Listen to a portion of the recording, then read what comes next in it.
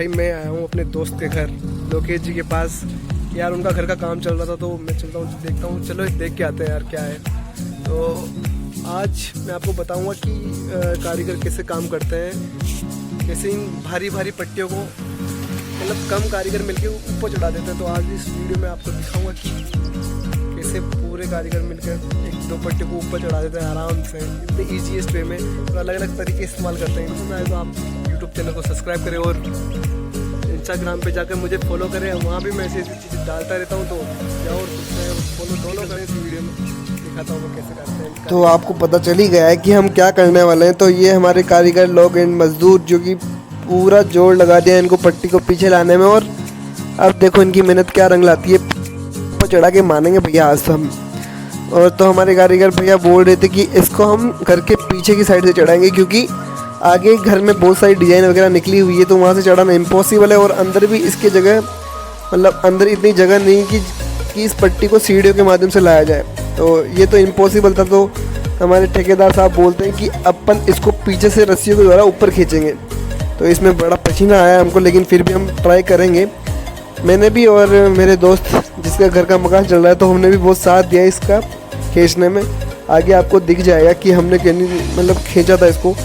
हाथों में छाले वाले भी हो गए, लेकिन कोई ना, घर तो अपना ही है, काम तो कराना पड़ेगा। क्या हुआ। तो फिर ये सपोर्ट वपोर्ट के लिए रख दी है पट्टी ऊपर। तो हमारे भैया रस्सी वस्सी देंगे, मैं ही दे रहा हूँ भैया, क्या ये हमारे भैया हैं, बड़े भैया राकेश भैया।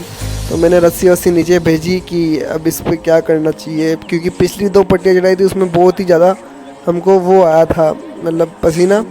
और लोकेश भाई बोल रहे थे कि अगर ये दीवार जो कि हम जिसमें राकेश भैया बैठे हैं वह ईंटों की होती ना तो ये ढह जाती है। लेकिन हमारे समाज में क्या है कि पत्थरों का घर बनता है, ईंट अशुभ मानी जाती है हमारे समाज में। तो हमारे ईंट वीट नहीं लगाई जाती। तो फाइनली हमारे ठेकेदार साहब ने ट्रिक निकाली कि हम इसमें छोटे छोटे लकड़ी के फंटे, ये मतलब डंडे लगाएंगे जिनसे सपोर्ट बना के इसको ऊपर लेंगे, जिससे थोड़ा वज़न कम लगेगा।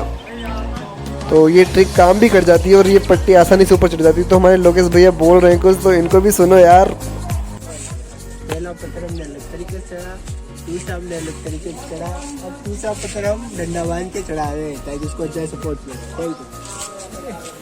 ये भाई साहब बिल्कुल है। इन्होंने अकेले ने पत्थर खींचा जब वो दब चुका था। शुक्रिया। तो फिर ये भैया फिर से मतलब इस फंटे को बांधते हैं हम कि ट्रिक के बताने के बाद ठेकेदार साहब की अब तो इसको बांध दो, फटाफट कर देते हैं इसको ऊपर।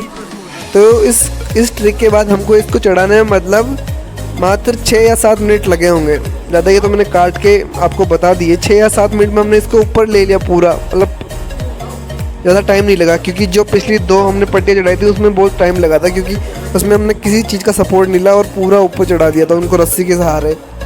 तो फिर हमने इसको ऊपर खींचा कि इसको पहले दीवार का सपोर्ट देते हैं फिर इसको ऊपर खींचेंगे। तो धीरे धीरे हमने इसको ऊपर सटाया कि ऊपर तक ले लो। फिर इस जगह के बाद मेरे को भी जाना पड़ा, क्योंकि उसके बाद सपोर्ट खींचना था। तो फिर मैं भी उठ के चला गया कि मदद तो अपना ही तो घर है, तो बनाने में तो मदद करनी पड़ेगी। तो भाई का घर मतलब अपना घर। तो हमारे ठेकेदार साहब बोलते हैं कि एक और इसमें शायद फंटी लगानी पड़ेगी, क्योंकि ये फंटा ऊपर जाने के बाद ये फंटा आगे वालों के लिए मदद करेंगे, अपने लिए एक और फंटा लगा देते हैं। तो इस ट्रिक के बाद फिर ठेकेदार साहब ने दिए निर्देश के बाद ये भाई बांधने के लिए रेडी हो जाते हैं कि इन भाइयों ने तो बस फंटा बहुत बांधा इस बार।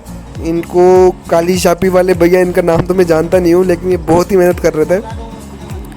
तो उसके बाद फिर मैं यहाँ पे कैमरा रख के चला जाता हूँ। और अब देखो आप यार कि कैसे हमने इसको खींचा बड़ी मेहनत से। मैं नहीं दिख रहा कि वो आ गया, देखो मैं भी आ गया। अब मैं भी मतलब सपोर्ट दे रहा था इतना, क्योंकि इतना तो वज़न मेरे पे नहीं पड़ रहा था, क्योंकि पूरी रस्सी यहाँ पर रोटेट हो चुकी थी। तो उसकी वजह से पीछे वाले बस सपोर्ट के लिए थे, बस आगे वाले जो 3 बंदे हैं वही मेहनत कर रहे थे खींचने में। तो पूरा लोड हमारे राकेश भैया और 2 मज़दूरों ने ले रखा था। हम तो बस सपोर्ट के लिए पीछे खड़े होते कि अगर पत्थर नीचे जाता है तो उसे सपोर्ट दे सकें।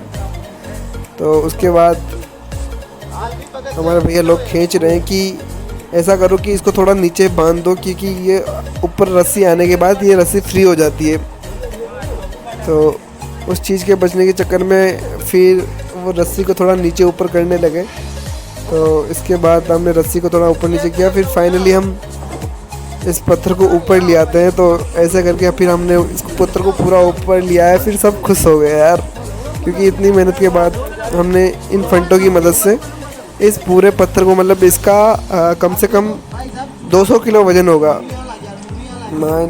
200 टन अप्रोक्स होगा। तो हमने बड़ी मेहनत के बाद इसको ऊपर ले लिया।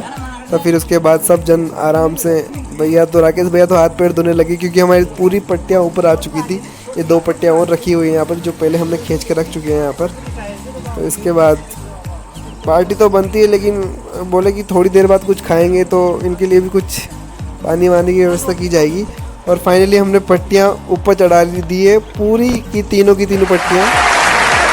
तो लास्ट वाली आपने ट्रिक देख ली कि हमने कैसे डंडे लगाकर ये लास्ट वाली पट्टी चढ़ाई। बहुत दम लगाया हमारे भाई ने, लोकेश जी मीणा ने।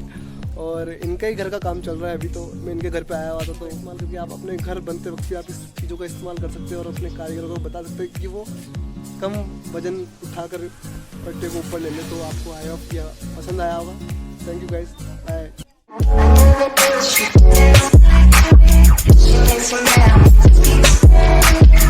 ¿Cómo se llama?